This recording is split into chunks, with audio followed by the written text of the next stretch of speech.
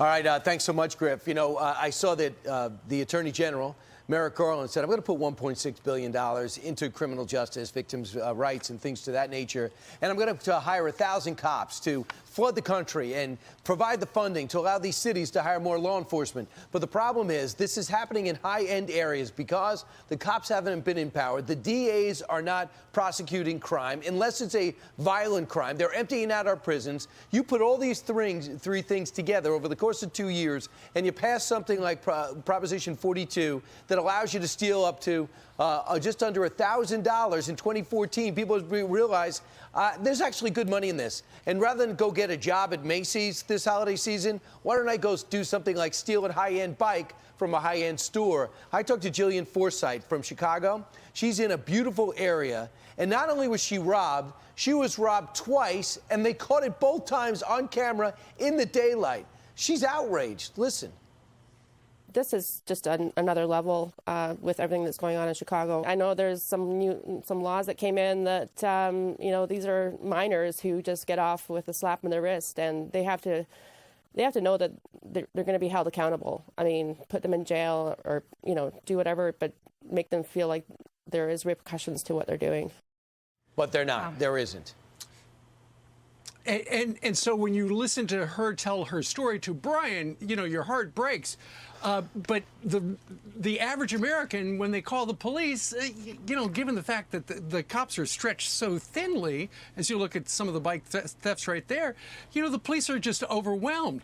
When you look at this story that Griff just told us about how Congresswoman from Pennsylvania, a Democrat, Mary Scanlon, who did support police reforms, these two members of Congress robbed at, carjacked at gunpoint within 16 hours of each other. And there she is this happened in Philadelphia.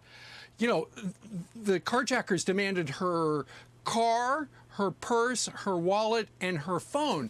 And the big news is they apparently did arrest 5 people in connection with that.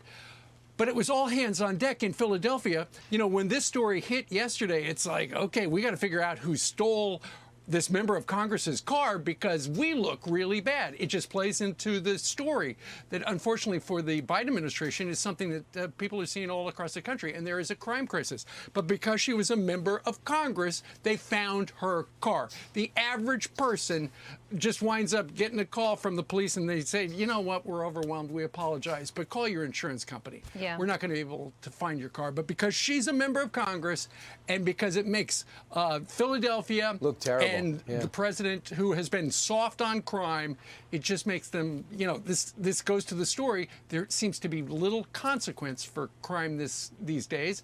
2 members of Congress who voted for police reform over the last year, they've got to be saying, I don't know if that was such a good idea. Maybe they think it was a good idea. But after getting carjacked, I think I would reassess. Yeah, Stephen, speaking of little consequence, on Tuesday, the Justice Department announced that 5,000 convicted criminals who were let out of prison and are now in home confinement because of COVID-19. This happened last year. They wanted to slow the spread in prisons.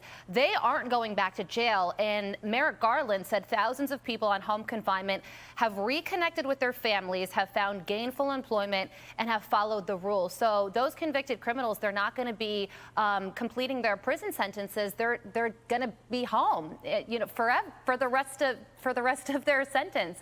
And the reason this is happening is really twofold. One, it's political. I don't understand why Democrats get votes when they say things, soft on crime things like reimagine policing and bail reform, because it just makes those communities safer. But the reality of the situation is that it is political, and they do get votes because of it.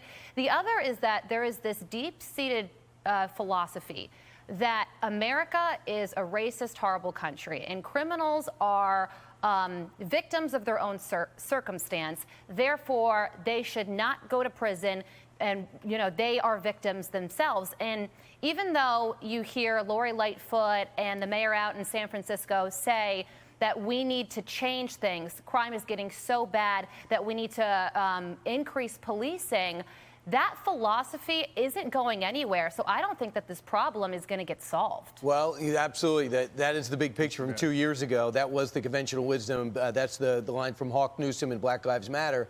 But I think people are seeing that crime doesn't see color, they see victims. And it goes to show you, too, just to close up that bike story, they are now pooling money together in the neighborhood to hire private security. Guess what? The bikes are going to be more expensive because someone's got to pay for that as security, or there's going to be less profit and they're going to go out of business.